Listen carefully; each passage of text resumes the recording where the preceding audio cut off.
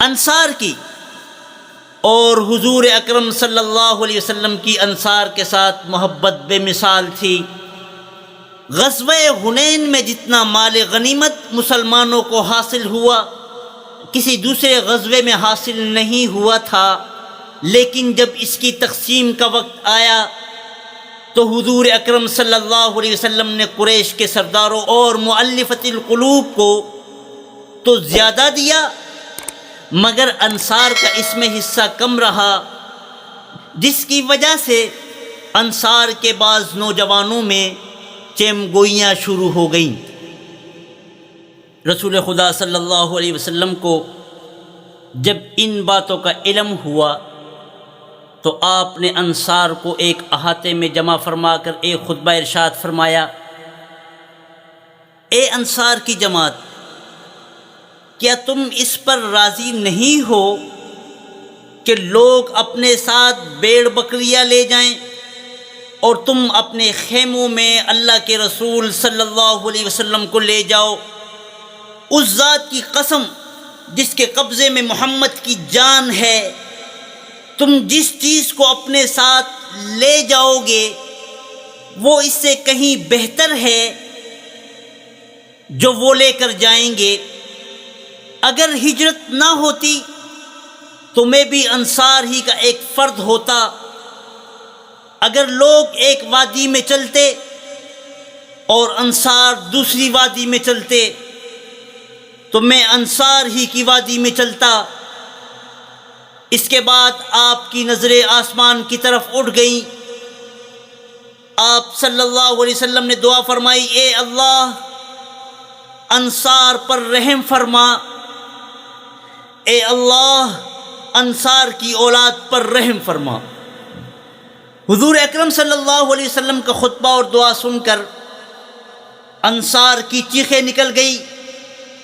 اور روتے روتے ان کی داڑیاں آنسوؤں سے تر ہو گئیں۔ وہ کہنے لگے کہ ہم اس پر خوش ہیں کہ لوگ مال و متاع اور بھیڑ بکریاں لے کر جائیں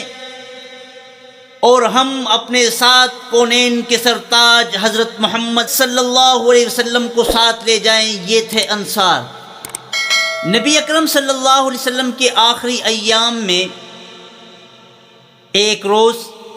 حضرت ابوبکر صدیق اور حضرت عباس رضی اللہ تعالی عنہما انصار کی ایک محفل سے گزرے، دیکھا کہ وہ لوگ رو رہے ہیں۔ انہوں نے رونے کی وجہ پوچھی تو انصار نے کہا، رسول اللہ صلی اللہ علیہ وسلم کی مجلسیں یاد آ رہی ہیں۔ یہ تو وہ لوگ تھے آقا کے چہرے کی زیارت کے بغیر سکون ہی نہیں آتا تھا، اور آقا صلی اللہ علیہ وسلم کی صحبتوں اور ارشادات سے انہیں روحانی غذا میسر آتی تھی، اور اب وہ کئی دنوں سے اس غذا سے محروم تھے۔ انصار وہ لوگ تھے جنہوں نے اس وقت آقا صلی اللہ علیہ وسلم کو عزت دی جب مکے اور طائف کے سردار ان کی توہین پر تلے ہوئے تھے۔ انصار وہ لوگ تھے اس وقت اسلام کو سینے سے لگایا جب دنیا والوں نے اسے قبول کرنے سے انکار کر دیا تھا۔ انصار وہ لوگ تھے اس وقت مسلمانوں کو ٹھکانہ دیا